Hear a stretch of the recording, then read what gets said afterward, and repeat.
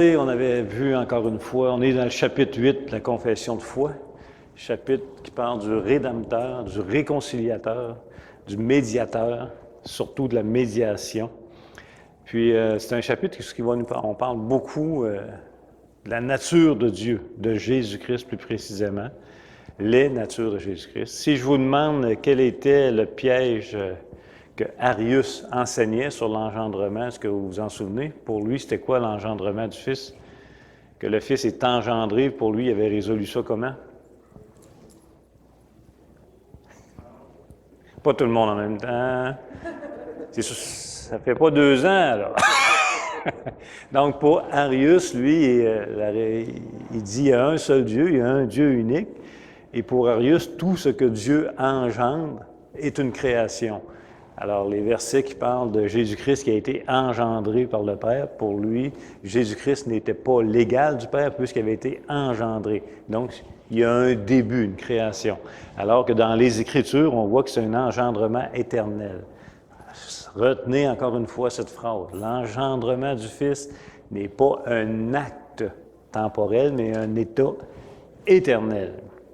Il est Fils depuis toute éternité.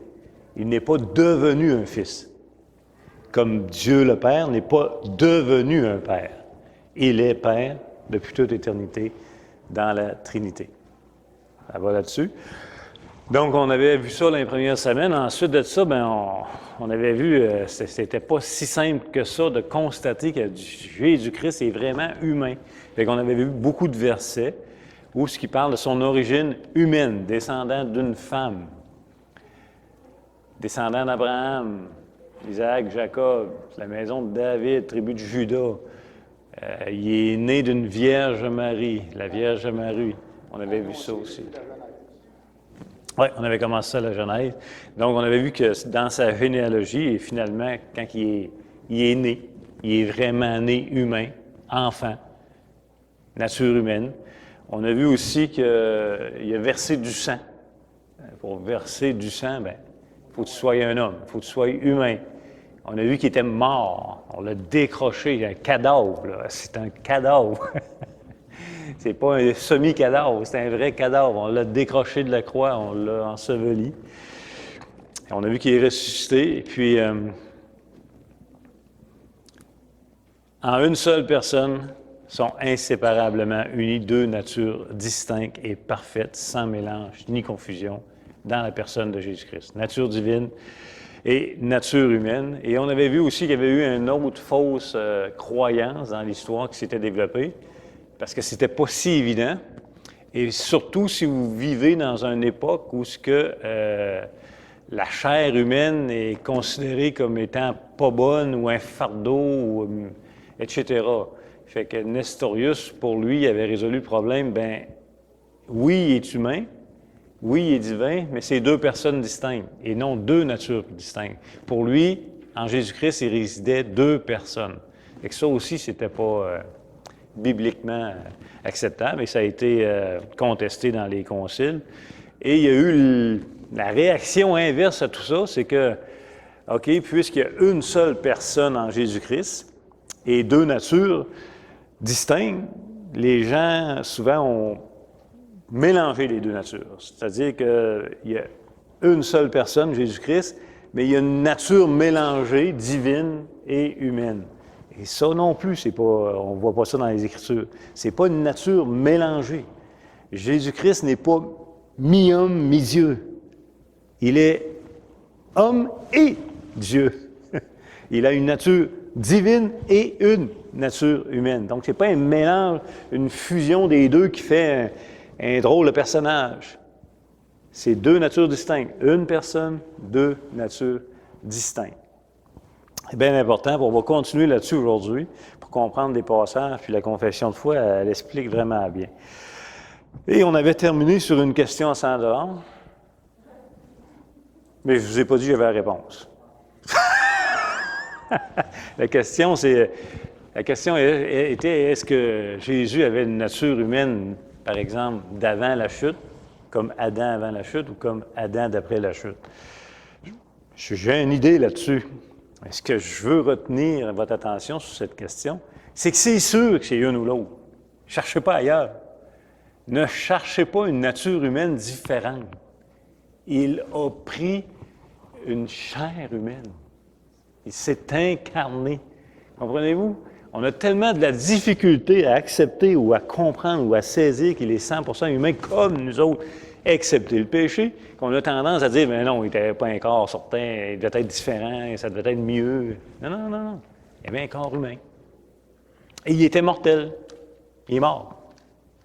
Sa nature humaine est morte. Elle n'est pas assemblant mourue, là. Elle est vraiment mourue. Il a congédié son esprit sur la croix. Père, je remets mon esprit entre tes mains. Donc, Avant, il n'y avait pas avant. Moi aussi, il n'y avait pas de nature humaine avant. Avant, la question que tu as posée. est-ce que Jésus avait un corps humain semblant? Pas avant, après? Avant, qui viennent, après. Après, ça fait bien du sens aussi. D'après moi, je ne sais pas si tu me tromper. Mais excepté le péché, c'est pour ça que c'est. Donc, on va laisser cette question-là de côté, mais c'est une question qui suscite de l'intérêt et de la. C'est pas tout le monde qui est d'accord non plus, pas grave. Ce qui est important, c'est que vous soyez convaincus qu'il y avait un corps humain. Comme Adam, que ce soit avant la chute ou après la chute, c'est un corps humain qu'il y avait là. C'était une nature humaine. Fait qu'on va continuer là-dessus. Donc, après avoir constaté que le médiateur est une... Pardon? On est à chapitre 8, là. Je ne suis pas rendu encore, mais je m'en viens. Après avoir constaté que le médiateur est une seule personne, engendrée depuis toute éternité dans sa nature propre, divine, okay, et engendrée en temps voulu, donc avec une cause connue, son incarnation, dans l'histoire de l'humanité, dans sa nature humaine propre. Vous me suivez? On peut parler, pour bien se comprendre, on pourrait parler de deux engendrements. Un éternel, depuis toute éternité, il est fils depuis toute éternité. Et un autre, du côté humain, bien, il y a un engendrement humain de la Vierge Marie, avec une cause connue, un début, sa nature humaine. Vous me suivez? Par la vertu du Saint-Esprit, etc. Comment Jésus peut-il exister comme Dieu et homme en même temps? C'est une moyenne bonne question. C'est que comment il peut exister sans être mêlé? Hein? C'est là la patente. Sans être confus. La réponse suggérée par Pasteur Deneau, c'est la suivante. Chacune des deux natures de Christ, donc chacune des deux natures de Christ, communique ce qui lui est propre, sans qu'il n'y ait de confusion ou de division entre elles, puisqu'ils sont unis en un seul Christ, un seul Dieu, une seule personne. En d'autres mots, il y a deux natures qui communiquent ce qui lui est propre. Puis on va le voir ce matin. Ça va nous faire comprendre des textes, en tout cas j'espère. Mais l'union des deux natures est pour l'homme le parfait médiateur, puisque les Écritures le déclarent. Cette union-là de deux natures en une seule personne, qui est Jésus-Christ, le médiateur, fait de lui le seul et l'unique médiateur possible pour la réconciliation de l'homme. Ça aussi, on va le constater. Actes 4, 12, si vous voulez, un verset qu'on connaît bien.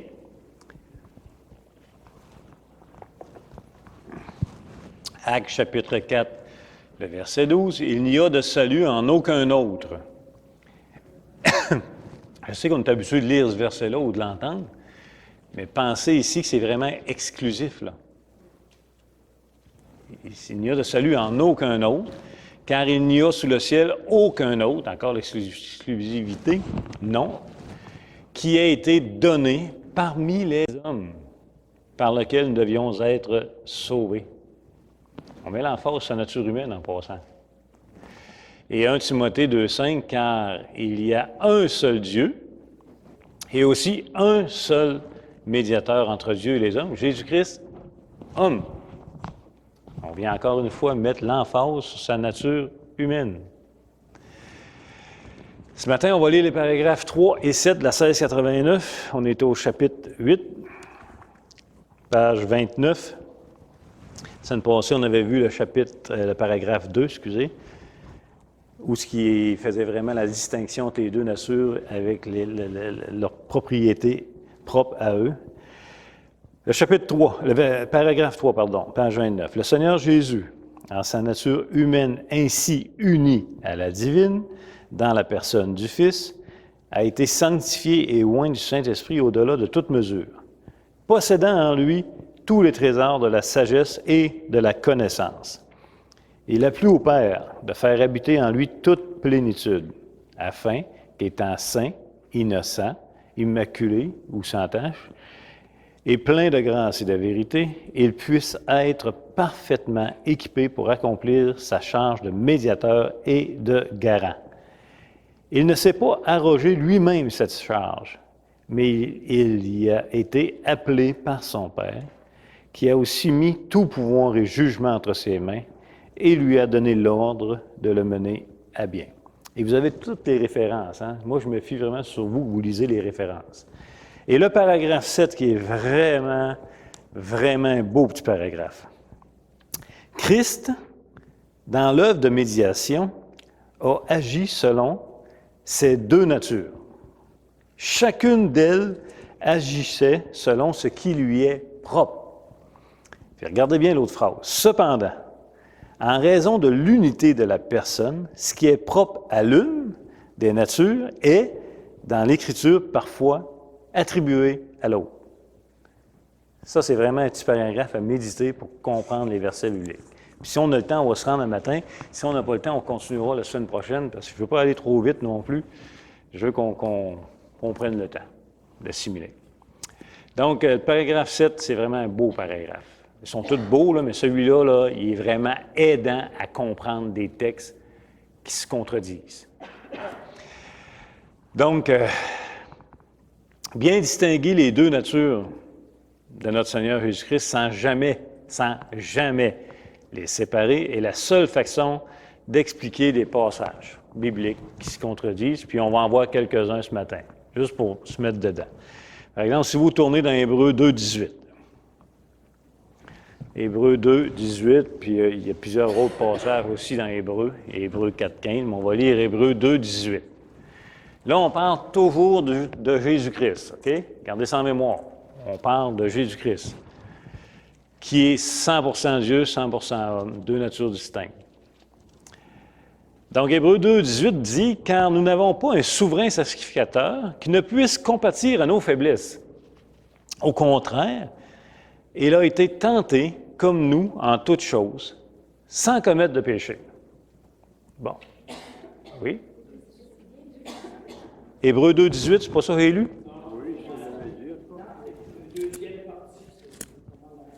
Ça se peut, j'ai deux versets, puis je ne sais pas lequel j'ai écrit.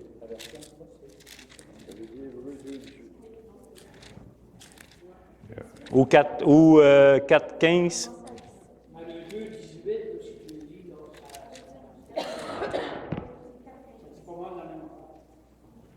OK. OK, j'ai lu Hébreux 4, 15. Il y avait deux références, Hébreux 2, 18 et Hébreux 4, 15. Ça dit sensiblement la même chose. Ce que ça dit, c'est que le Fils de Dieu, engendré éternellement, a été tenté comme nous en toutes choses, et qu'il peut compatir à nos faiblesses. Il nous comprend, mettons. Alors, c'est vrai qu'il nous comprend, mais je veux dire, il a été tenté. Maintenant, est-ce que Dieu peut être tenté? Ben, pas dans sa nature divine. Est-ce que Dieu peut être tenté? Pas dans sa nature divine, mais dans la nature humaine, oui. Fâchez-vous pas. Non. Oui, oui. Jacques 1,13 va dire d'autres choses. Jacques 1, verset 13 va dire que personne, lorsqu'il est tenté, ne dit « c'est Dieu qui me tente ». Car Dieu ne peut être tenté par le mal et il ne tente lui-même personne. Fait que voyez-vous, si on ne saisit pas que Jésus-Christ est une seule personne avec deux natures distinctes, sans confusion, sans mélange, on ne comprend pas ces textes. Ces textes-là ne font pas de sens. Coudonc, il a-t-il été tenté ou il n'a pas été tenté? Il dit qu'il ne peut pas être tenté, mais il dit qu'il a été tenté comme nous. Il est quoi? Il se passe. Comment ça marche? Bien oui, il a été tenté. Fait que les Écritures vont nous parler spécifiquement, régulièrement, des versets, des textes distincts à leur nature qui est propre. Fait que dans la tentation, dans sa nature humaine, Le Fils de Dieu a été tenté comme nous en toutes choses. Ça veut dire quoi, ça, en passant, comme nous en toutes choses? Mais comment on explique ça, Clermont? Comment on explique que Dieu a été tenté comme nous, que Dieu, ça fait 2000 ans, il a été tenté comme nous aujourd'hui, alors que, je ne sais pas, la télévision, tiens, a été tenté d'écouter la TV du matin au soir. Il ne l'avait pas. Comment? C'est le besoin de la chair qui a été tenté. Comment on traduit ça?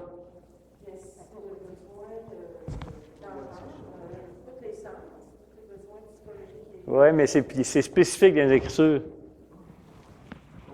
Vas-y. Convoitise la chair, convoitise les yeux, l'orgueil de la vie. 3 sphères. Quelle est la référence? Moi, je l'ai écrit, c'est facile. 1 Jean, chapitre 2, verset 16. N'aimez point le monde ni les choses sans le monde, la convoitise de la chair, convoitise les yeux, l'orgueil de la vie. Donc, le Fils de Dieu, homme, a été tenté dans ces 3 sphères-là. Et nous, nos tentations sont toujours dans ces 3 sphères-là. Toujours. Toujours, toujours, toujours. Puis les tentations dans le désert de Jésus sont dans ces 3 sphères-là. Et Adam, dans le Jardin d'Éden, c'est dans ces 3 sphères-là aussi. C'est 1 Jean 2, 16. Adam a vu que l'arbre était agréable à la vue, bon à manger et précieux pour ouvrir l'intelligence. Les 3 sphères. Mais c'est bon de se le rappeler. OK? Parce que souvent, on pogne les nerfs, on dit, ouais, mais là, Jésus, là, lui, il était Dieu, là, c'était facile, il était quand même Dieu, là. Puis là, lui, il n'avait pas les mêmes tentations que nous autres, là, c'était pas si facile que ça, là, je sais pas, moi, un clic, puis tu as tout sur un ordinateur, puis... Non, c'était un piège de penser comme ça. Il y avait une nature humaine comme nous autres, excepté le péché. Et si vous pensez que parce qu'il n'y avait pas le péché, il ne peut pas être tenté, vous allez prendre quel texte pour détruire ce raisonnement? Bien, avant la chute. Adam avait une nature humaine, là. Il a néanmoins été tenté. Il a subi une tentation. Il a échoué. Christ, quoique sans le péché, a subi des tentations, mais il n'a pas échoué. Donc, ici, on a un exemple de 2 textes qui sont propres à chaque nature du Fils. Ésaïe 40, 28.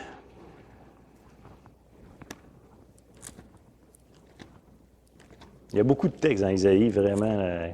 Mais Ésaïe 40, 28. C'est un texte, je pense, qu'on avait déjà vu d'ailleurs. Ésaïe 40, verset 28. « Ne le sais-tu pas? Ne l'as-tu pas appris? C'est le Dieu d'éternité, l'Éternel qui a créé les extrémités de la terre. Il ne se fatigue point, il ne se lasse point. On ne peut sonder son intelligence. » Bien, contrairement à nous, ça a l'air que Dieu ne se fatigue pas. Il n'y a pas cette faiblesse de fatigue. Par exemple, quand, dans la création, Dieu dit, après le 6e jour, il se reposa, c'est pas parce qu'il était fatigué.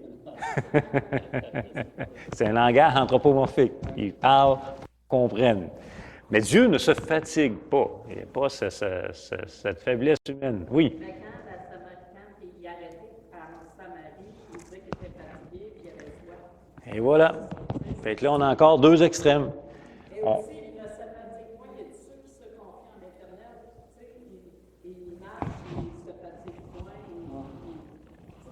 ils se lassent. Oui, mais monte à Québec à pied, on en reparlera.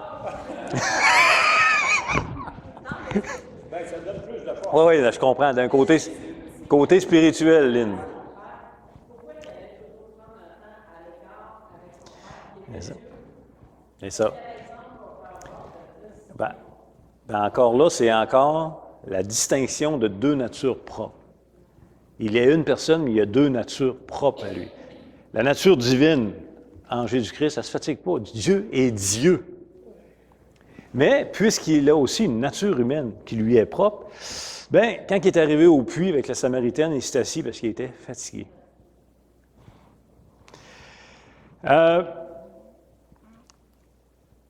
On a un texte aussi qui dit le lendemain, en parlant de Jésus, après qu'ils furent sortis de Béthanie, Jésus eut faim. Jésus eut faim. Sur la croix, Jésus eut soif. Et On a aussi des textes qui disent que Dieu est auto-existant. En d'autres mots, qu'il a la vie en lui-même. Jean 5, 26. Car comme le Père a la vie en lui-même, ainsi il a donné au Fils d'avoir la vie en lui-même. Avoir la vie en lui-même, c'est que tu n'as pas de besoin à l'extérieur de toi-même. En d'autres mots, Dieu n'a pas de besoin. On a vu ça. La nature divine du Fils incarné n'a pas de besoin. Elle n'a pas de besoin extérieur à lui pour vivre. Mais néanmoins, il a eu faim puis il a eu soif. Puis il est allé au petit coin, je suis sûr. C'est sûr. Aussitôt que tu as un besoin à l'extérieur de toi, bien, tu es dépendant pour vivre. Vous me suivez? Moi, si vous enlevez l'air dans la pièce, on tombe. On a besoin d'air pour vivre. Si vous arrêtez de me nourrir, je ne sais pas comment de jours m'a toffé, mais ça va s'arrêter. Si j'arrête de boire, ça va s'arrêter. Même si je reste assis, puis que je mange, puis que je bois, à un moment donné, je ne serai même plus capable de marcher. Donc, comment on comprend que Dieu avait besoin de manger, boire, alors que Dieu n'a aucun besoin en lui-même, qu'il est autosuffisant, auto-existant? Bien, encore une fois, la réponse, c'est qu'en une seule personne résident deux natures distinctes, propres à elles-mêmes, propres à la nature divine, propres à la nature humaine. C'est le seul moyen.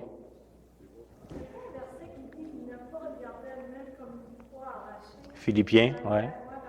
Il s'est abaissé, pas, ils sont égaux à Dieu, il s'est abaissé, oui. Mais c'est le texte, on va faire un message là-dessus, c'est le texte qui a revêtu l'humanité. Mais j'en parle un petit peu, je ne pense pas qu'on se rende le matin, là, mais on va se rendre. Non, mais c'est un texte qu'il faut voir, il faut vraiment le voir parce qu'il y a tellement de faux raisonnements là-dessus, là. Vraiment beaucoup. Il y a le texte aussi quand il dit qu'il est descendu dans la région inférieure de la terre. Il y en a qui ont parlé de l'enfer dans ce texte-là, mais c'est vraiment son humanité qui est là-dessus aussi. Donc, un autre exemple. Un autre exemple. Celle-là, elle nous touche plus, souvent, tu sais.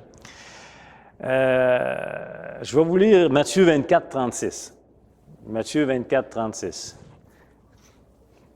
Puis on va y revenir sur ce verset-là plus tard aussi dans la matinée, si on a le temps, ou dimanche prochain. Matthieu 24, 36. C'est Jésus qui parle. C'est Dieu qui parle, là.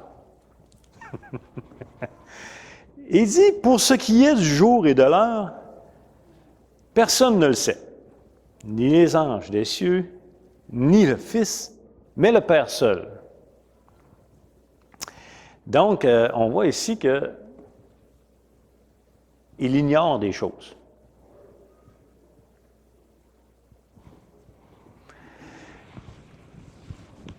Et, on va voir d'autres versets, qui nous dit que Dieu sait tout. Il sait tout d'avance en plus, parce que de toute façon, il l'a lui-même décrété d'avance. On sait qu'il peut connaître les pensées des gens. Par exemple, avec la fameuse Samaritaine, il va dire, va chercher ton mari, je n'ai point de mari. T'as bien, t'as raison, t'as point de mari car tu n'as eu 5, puis celui avec qui tu vis, tu sais. On voit qu'il n'y a pas trop de cachette, tu sais. Hébreux 4.13 va dire, nulle créature n'est cachée devant lui, mais tout est à nu et découvert aux yeux de celui à qui nous devons rendre compte. Alors, comment Dieu, qui sait tout, peut-il ignorer en même temps? Moi, je pense que c'est pas ce qu'il ignore, c'est qu'il a été dit de ne pas le dire. Oh! Ben, c'est comme un père, il donne une ordonnance à ses enfants, ou en tout cas, moi, je pense que je dirais plus qu'il aurait été dit de ne pas le dire. Pourquoi il l'ignore? Pourquoi ça n'existerait pas qu'il l'ignore? Ben, tu dit ça de même. Peut-être qu'il ignore et tout. Peut-être à cause des différentes fonctions de chacun, de chaque personne. Exactement. Exactement. On le sait, Jésus va se retrouver et tout préparer à voir les choses. OK. Guylaine a dit quoi d'intéressant? Elle a dit, on sait que Jésus ne savait pas tout, il est obligé d'apprendre. Très intéressant. Moi, je suis de ceux qui croient que Jésus ne savait pas tout dans sa nature humaine propre. Et je suis de ceux qui croient que Jésus sait tout dans sa nature divine qui lui est propre.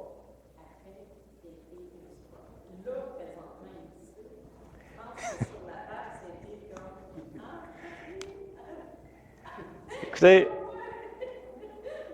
c'est là que notre cerveau flippe. OK? Les Écritures mettent l'emphase qu'on saisisse bien qu'il a revêtu l'humanité. Mais jamais de compromis sur sa divinité. Jamais. Absolument jamais. On va continuer. Puis j'aime... Pardon? Parce qu'avant qu'il s'est monté aux cieux, tu sais, pendant le temps qu'il était sur la terre, c'était caché, mais maintenant qu'il est monté, je veux dire, ça change pas. Mais c'était caché à qui?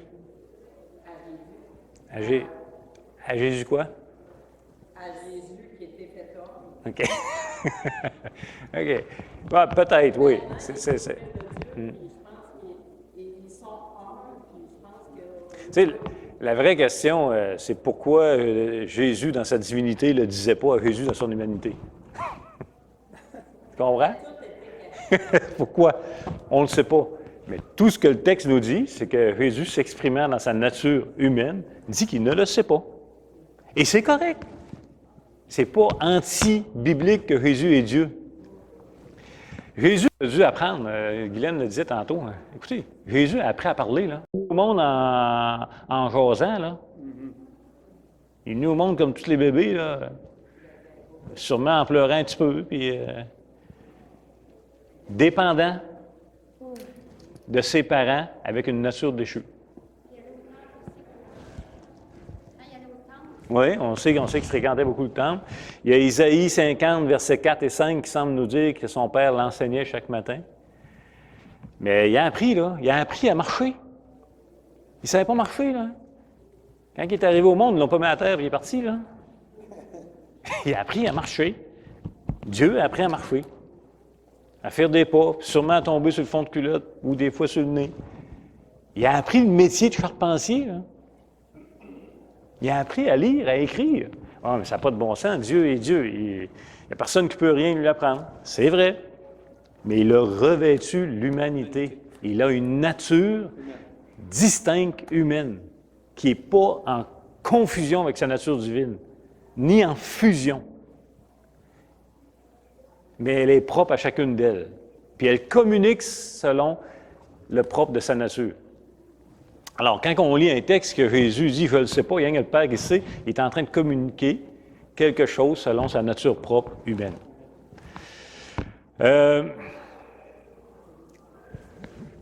OK. Est-ce que Jésus a souffert? Ben oui. Verset à l'appui, 1 Pierre 3, 18.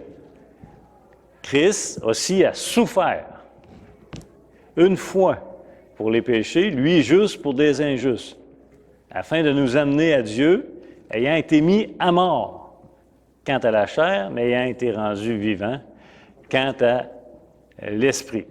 Bon, un verset qui nous dit, il y en a plusieurs versets qui nous disent que Christ a souffert, puis le même verset nous dit qu'il est mort. Bon, Job 35, 6 va dire, « Si tu pêches, quel tort lui causes-tu à Dieu? Et quand tu pêches, quand tes péchés se multiplieront, que lui fais-tu? Quel tort tu lui fais? » En d'autres mots, Dieu est impassible. Vous vous souvenez, on a vu ça. Que Dieu ne peut pas souffrir. Il n'a pas de passion. Tu ne peux pas causer tort à Dieu en lui faisant du mal. Je ne sais pas, moi, dire, je ne sais pas, si je me dis, « Hey, là, m'a péché d'aplomb, tu vas voir qu'il va être triste. » C'est plutôt toi qui va être triste. Oui, ça, c'est sûr. Je veux dire, la créature n'a pas ce pouvoir d'influencer Dieu comme ça? Dieu est Dieu. Dieu est juste. Dieu est en colère contre le péché. Une parfaite colère égale éternellement. Alors, quand je pêche, je me place sous sa colère qui a toujours existé contre le péché. Ce n'est pas moi qui influence le comportement de Dieu. Dieu est impassible. Par contre, ici, on vient de lire que Dieu a souffert. Puis il a souffert pour de vrai, là. Alors, encore une fois, où on comprend comment Dieu peut avoir souffrir et en même temps comprendre que Dieu, tu ne peux pas lui causer de tort, bien, c'est dans la nature propre de ces deux natures. Une seule personne, deux natures, distinctes, propres à eux. Une nature divine, une nature humaine. Dans sa nature humaine qui lui est propre, Jésus a souffert. Et est-ce qu'on peut dire que Dieu a souffert? Oui, parce que c'est une personne. Mais on le comprend de par sa nature distincte.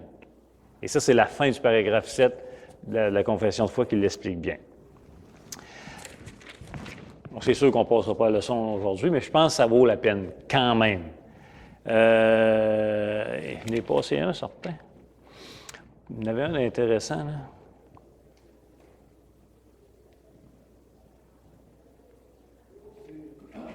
Oui.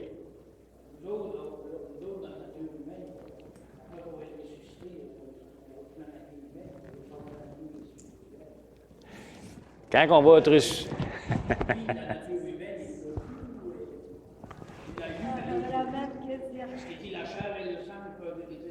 Aimez-la, la nature humaine, vous allez être pris pour l'éternité avec.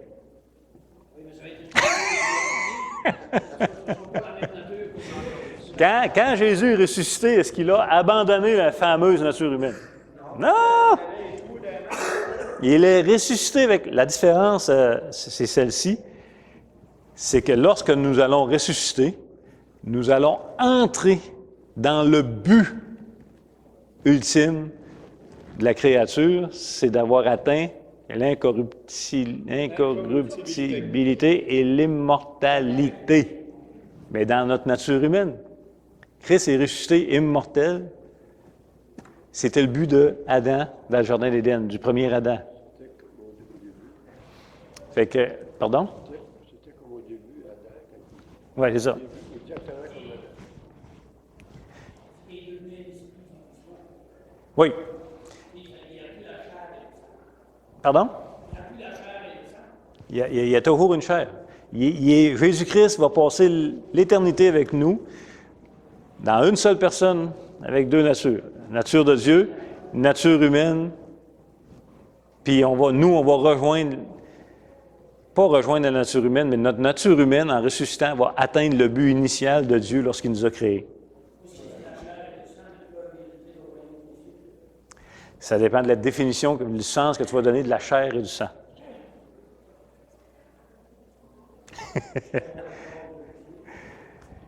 Jésus-Christ, quand il est ressuscité, il a mangé, etc. Mais c'est un bon point, Maurice. Je vais juste regarder où c'est que m'a arrêté, là, parce qu'il arrive moins 10.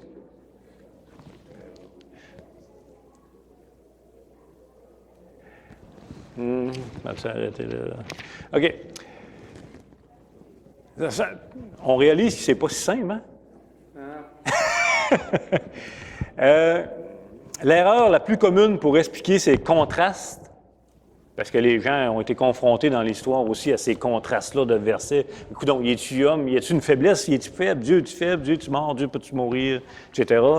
C'est que l'erreur la plus commune a été que pendant son incarnation, le Fils ne jouissait pas pleinement de ses attributs divins, ou bien que ces attributs divins sont modifiés par la nature humaine. Est-ce que cette vérité est en accord avec les Écritures? Pas du tout. On le verra la semaine prochaine. Mais par contre, tantôt, tu disais qu'il ne savait pas. Comment? Tantôt, tu as dit le verset qu'il ne savait pas, donc quand il pense qu'il ne savait pas, il n'y avait pas tous ses attributs. Il y en a... Dans son humanité. Je pense que tu veux C'est, posez-vous la question suivante. Si Jésus, pendant son ministère terrestre, n'avait pas tous ses attributs divins, faites l'équation. Jacques 1, 17. Le Père des Lumières sur lequel il n'y a point d'ombre de variation, etc. Est-ce que Dieu peut perdre de quoi? Bien, s'il n'avait pas tous ses attributs dans son incarnation, il a perdu de quoi? Ou il n'est plus Dieu? Faites des raisonnements. Fait qu'on repogne ça la semaine prochaine.